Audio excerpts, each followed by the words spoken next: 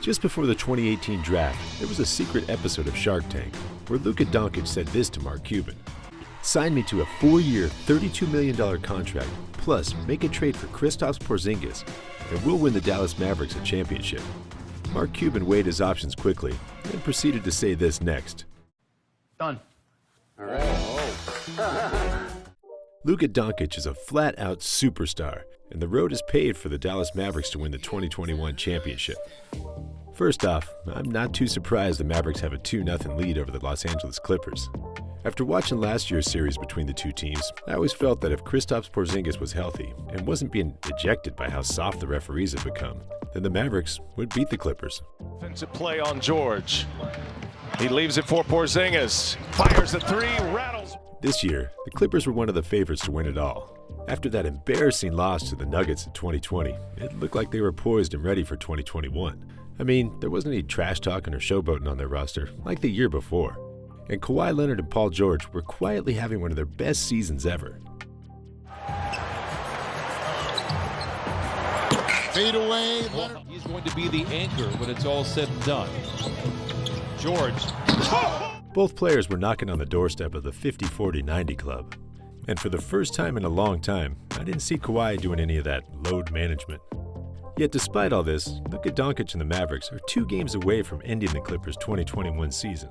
And if that happens, the superstar of the Los Angeles Clippers, Kawhi Leonard, aka the Claw, might just decline his player option and head somewhere else where he feels he could win another championship.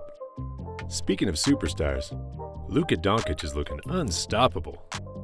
I mean, if the Mavericks do get past the Clippers, who can stop this guy? He's already being defended by 2 of the top defenders in the league in Kawhi Leonard and Paul George. And what's the end result after the first 2 games? A 31-point triple-double, followed by a 39-point game? I have to add something to that as well. That 39-point game came after the Clippers watched hours of film on how to best stop the 22-year-old sensation. And the fact is, they still weren't able to stop him. Man, they weren't even able to slow him down. This guy's basketball IQ is just too high. Put a bigger defender on him like Zubac, and he either dances and shoots a step-back 3 or drives by for a highlight dunk. Man, that was bone-chilling.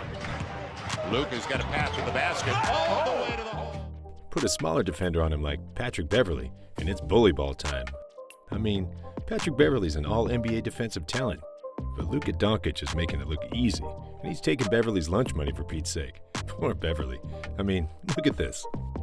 Now, 4 to play for Luka. He's got Beverley on him. Send it straight to the rack. It's literally like a 10th grader playing bully ball against a 4th grader. Speaking of bully ball, the Dallas Mavericks are the 3rd tallest team in the entire NBA.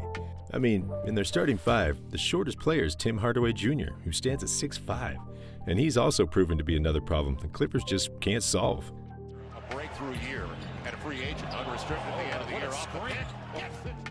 And as the Clippers try and solve him, the Mavericks' shortest player in their rotation, Jalen Brunson, has proven he can come off the bench and get to the rim anytime he wants. 60% or better. Brunson gets around Zoo and gets to the rim. I'll tell you. The crazy thing about all this is that the Clippers are playing good basketball as well. I mean, in Game 2, Kawhi had 41 points, and Paul George had 28 points and 10 rebounds.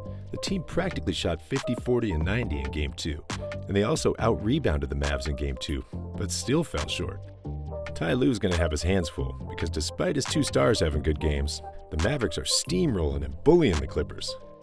Speaking of bullying and big players, Kristaps Porzingis is 7'3". I still can't believe it. I mean, I'm sure the Clippers see him as the Slender Man right now. I mean, he looks like he's being photoshopped live on TV because he's so tall. All jokes aside, he didn't have a great Game 1. Then in Game 2, he got 20 points on 12 shots. I'm sure we haven't even seen the best of him yet.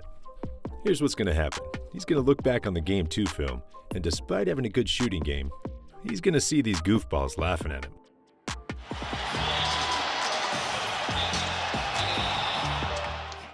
Man, I don't know about you, but if I saw a bunch of people laughing at me like that on the court, for whatever reason, I'm coming back with a vengeance the next game. When healthy, this man is capable of getting 25 points and 10 rebounds on a nightly basis, while eating a chicken sandwich with his left hand. Bottom 10, kind of the miscellaneous statistics as Hardaway dumps it into Porzingis, who punches it in. When the Mavericks knock out the Clippers in the first round, that whole Clippers organization is going to implode. Because seriously, where do the Clippers go from here if they lose? Alongside Luka Doncic, the West is going to get better and better. And Kawhi and PG-13 aren't getting any younger. And neither do they have any draft picks because they mortgage their future on, playoff P.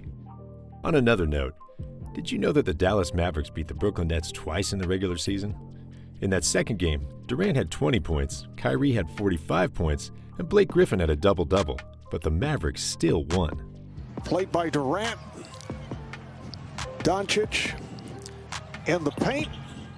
Sure, the Nets were missing Harden that game, but the Mavs were also missing Porzingis. This is a dangerous Mavs team that is way too young to be afraid of anybody. Currently, the Nets look like they're going to sweep the Boston Celtics, but their next two opponents are likely going to be the Milwaukee Bucks, followed by the Philadelphia 76ers, even if the Nets win the next two series. I'm sure against each of those two teams, it's going to go 6 or 7 games. And then comes the all-encompassing question. How healthy are the Nets going to be after going to war with Antetokounmpo and Embiid? KD has to be careful he doesn't aggravate those leg injuries. And the same goes with James Harden and his recent hamstring issues. Look at what happened with James Harden. It was on this drive and kick. Harden immediately knows something is wrong. He motions. The Mavericks, on the other hand, look like they'll be walking over the Clippers. And I don't think the Utah Jazz are going to be stopping the Mavericks anytime soon. Despite how well they did in the regular season, and despite that #1 seeding, this Mavericks team is going to be too big, too strong, and too skilled for Utah. In the Western Conference Finals, they'll likely meet the defending champions, the Los Angeles Lakers. Normally, just like any other sane person on this earth, except if it was Steph Curry and the Warriors, I wouldn't bet against LeBron James and his greatness. But it does look like that high ankle injury has really slowed him down. He doesn't look like he has that explosive ability that got him to the rim for his entire career. And if LeBron is going to resort to being a jump shooter, then the Mavericks are going to be representing the West in the finals. 5 seconds left. Down by 2. LeBron for the lead. Not there, Sacramento. And then, like I said earlier, if James Harden or Kevin Durant have reoccurring leg injuries, then I'm going to say the Mavericks win in, say, 5 or 6 games. I mean, the thing with Luka Doncic and the Dallas Mavericks is that they have an all-around solid team that's been together a while and built a solid chemistry. Their 5 starters, Luka, Porzingis, Tim Hardaway Jr., Maxi Kleber, and Finney-Smith, have all been playing together for at least 3 years. Then coming off the bench, you have Jalen Brunson and Dwight Powell, who have also been a part of the Mavericks roster for years. Mix that in with a few solid veterans like Josh Richardson, Willie Cauley-Stein, and Boban Marjanovic, and you have a pretty complete team consisting of 1 superstar, a few regular stars, and a lot of great role players who know their roles. Man, Mark Cuban definitely won that Shark Tank deal by acquiring Luka, because the man is delivering on the hype. If there was ever a window for Luka Doncic and the Dallas Mavericks, this year is as good as any, because starting next year, Klay Thompson is back for the Warriors, and MVP Steph Curry will be back in full vengeance mode. By the way, have you ever wondered how superstars like Luka Doncic and Steph Curry became superstars? If so, check out this next video where I go over some stories about Steph Curry that'll change your opinion of him forever. It's inspiring and it shows us just how we too can become superstars in our own lives. Click it, guys, watch it, and I'll see you on the other side. As always, thanks for watching. Until next time, peace.